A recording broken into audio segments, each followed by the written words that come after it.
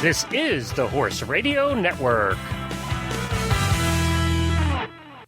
This is episode 470 of Horse Tip Daily. A different horse tip, a different equine topic, a different equestrian expert every day. Horse Tip Daily brings the world of equine knowledge to you one day at a time. Today's tip is brought to you by EquestrianCollections.com.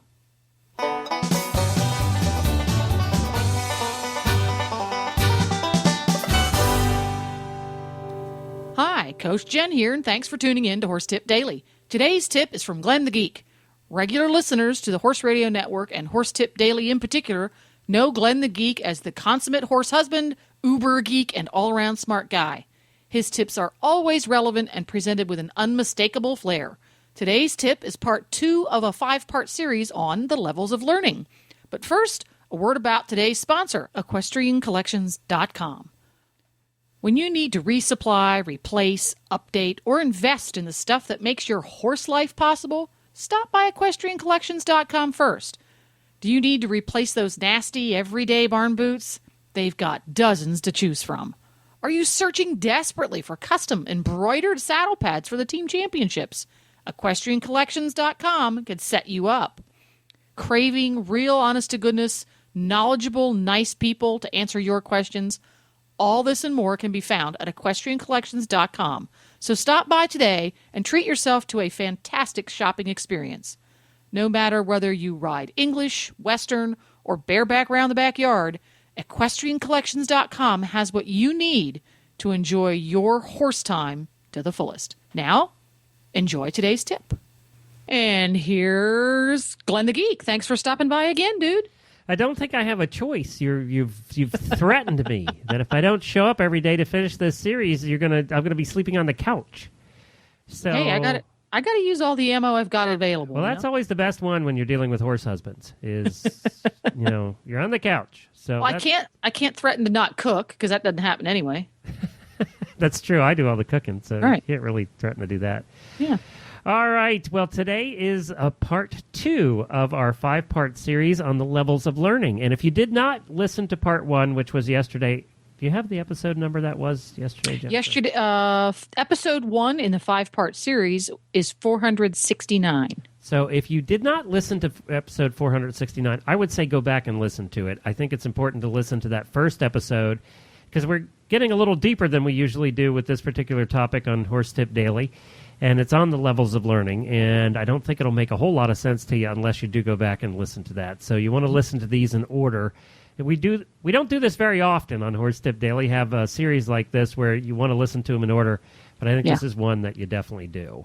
If the listener succeeds in conquering level 1 unconscious incompetence, they will go back and listen to episode 469. That's very good. That's a very good reference. So, is that a segue or what? That's a good segue. I'm impressed. You are becoming a radio person. I wouldn't go that far. So tell us, what is unconscious incompetence? Well, as we said yesterday, there are 4 levels of learning. Does that mean you're a bad rider? You fell off and hit your head? No. Oh. That means you never got on the horse yet. You don't even know. Basically, unconscious incompetence is you don't know what you don't know. You have no idea that you don't even know it. In other words, there's a horse standing there and you don't know what to do with it. So that is the first level. You're not aware of the existence or relevance of a skill area is the technical definition, which basically means you don't even know that it exists. Yes. You come out, you look at a horse, and you go, I wouldn't know the first thing about putting on a saddle. I wouldn't know the first thing about putting on a bridle. I don't know a darn thing about how to even brush that thing. And I might even go further to say this is the common starting point for very young children. This is less common in adults because they usually get through this really quickly. But you have the person standing there looking at the horse, and they don't even realize that it matters how you put the saddle on makes a difference to the animal. Right. It's like, well, you just put it on there. There's a difference between front and back, left and right, wrong and right. They're not cognizant of the fact that there is a specific order and there's an important reason for these orders. So little kid sticks his hand on a hot burner in the stove. He does that because he's not even aware that a stove is something that can get hot. That's correct. And I might say that the person may actually deny there's even a skill there. They don't even know enough to know that there is a skill there, that there's something they need to learn. They're that unconsciously incompetent. Yes, and it's for an adult, sometimes this one's hard to get your head around because so many things in your life once you become an adult, you're past this from the get-go.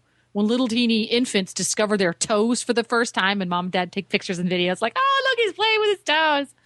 He discovers he has toes. Wow. And before that, didn't know toes existed. So this is actually much more difficult for adults than it is for kids, because if we go a little bit further down our examples list, is this can be a state of denial as much as anything else. That's correct. Yep, that's right. And there are actually there may be people there actually you can try and fake your way through this, in that some people may believe that they are competent in it. In other words, you have that adult, to use that example, that walks up and looks at the horse and has never seen a horse a day in their life and says, I can ride that. So that they're trying to jump ahead to number 2 to get to that next level when they really need to understand that they aren't there yet. And part of that is the aim of the trainer in this case, or the instructor, is to show them that they aren't there yet. Right. So, and usually at this level, you're going to do it by demonstrating the skill or ability. The trainer's going to get on and ride. The trainer's going to put the saddle on for the person. Everything has to be shown to the person and shown how complicated it can be. So, so that they start to realize what they don't know.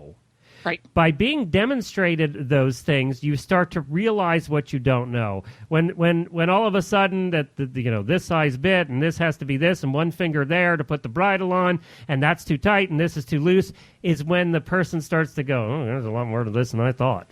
Right. And a frustration for instructors in this is the length of time you spend as an unconscious incompetence, and another way to put it is ignorance is bliss, because some people don't care that they don't know.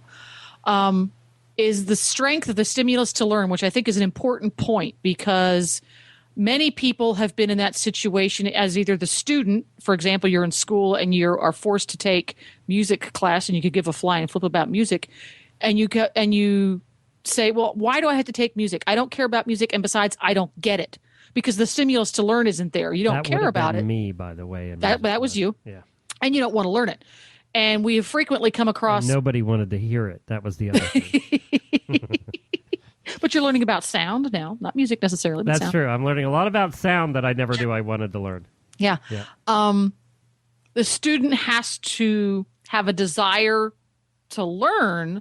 Otherwise, they will never become cognizant of the fact that there is something to learn. I was sort of that way when I started the Horse Radio Network. I was unconsciously incompetent, and many of the listeners would say I'm still there. But listen to episodes 1 through 5 of Stable Scoop Radio Show. There you'll hear how incompetent we were. So, Glenn, we'll turn this on you. When you went to your very first official driving lesson, not your birthday present, because that wasn't really a lesson, that was just playing around. Your very first driving lesson, which happened just a few weeks back, so it's really still fresh in your mind. Do you feel like a good part of the lesson plan you were in unconscious incompetence? I would say I was probably in level 2, which is conscious incompetence, because I knew I was incompetent in many things. You knew that there was a better way to do it? Yes, I knew there was a better way to do it. So I would say, because I've been driving for 20 years, but I figured out how to do it myself, so I was doing many things wrong. Mm-hmm. But I was relatively competent in that I could drive a horse and not crash. Mm-hmm. So I would say I was at level 2, conscious incompetence. All right. So you were aware that there were issues that you wanted to make better. So you had the stimulus to learn. You said, well, there is a better way to do this. I want to do it. And by golly, I just paid money to do that. That's correct. There you go. And the paying money to do that is another stimulus to learn. Another stimulus to learn. So. And my favorite one, because we could talk for an hour at a time on these things. And we promise not to. This is going to be a relatively short one because it's the easiest to comprehend. Yeah. You could be in the famous faking state, which is really, really tough because that's the student who doesn't understand why they should listen to you because they're just happy right where they are. Sorry, honey, when you on the approach to the jump, you really, really, really need to work on keeping the weight in your heels because your lower leg is really flying up in the air behind you. But the student isn't working really hard at doing that because, heck, they're getting over the jump. They're perfectly happy. That's where the motivation or stimulus to learn comes in because it's not important getting that heel down. They don't understand the consequences. And that's an important part of it as a human is the consequence. Right. That's part of the unconscious part. When we were teaching sales, the consequence was you didn't make any sales. And right. then you didn't eat or pay the rent. So that was somewhat motivational too. All right. I don't know that we need to go much more into this. We'll keep this one short because some of the others are going to get longer. Was there anything else we missed? I think we've got it so that they are completely unaware of the existence or relevance of the skill. It's both. Sometimes it's existence and relevance. Sometimes it's existence or relevance. And your job as an instructor is to show them what they don't know. They start to get an idea of how naive they are. Right. For example, the student jumping over fences and unable to keep their heel down, it could be a simple fact of somebody take a few seconds of video of that person and show them, this is what you look like over the fence. And now show this next to the other person. Now, this is what the other person looks like over the fence. Can you see the difference? And sometimes for the student who's having a hard time grasping the consequence or what they're doing that you're trying to correct, they might be a visual learner. And that's where they're not able to make the jump. So there you go. All right, very good. That's level 1. Tomorrow we talk about conscious incompetence, which is level 2. And we'll talk more about that. And using our analogy we used in the last show, that would be where you're starting to take your driving classes to learn how to drive a car, where you become conscious of how stupid you are. Well, there you go. And thanks a lot, Glenn the Geek, once again. That's the second in a series of 5, so tune in again tomorrow. To listen to all of Glenn the Geek's tips, just go to the horsetipdaily.com website and go to the experts drop-down menu on the left, and you'll see all of the experts alphabetized there, and you can look them up and listen to all of them. You can also stop by the Horse Tip Daily Facebook and let us know what you think of the tips here on the show, and it's a great place to tell us about topics that you'd like us to cover on the show. I'm sure there's tips out there and topics we haven't touched on just yet.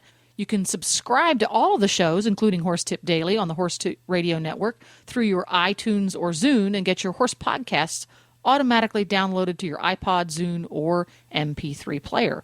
I'll be back again tomorrow with another new expert and a different horse tip. So until then, go ride your horse.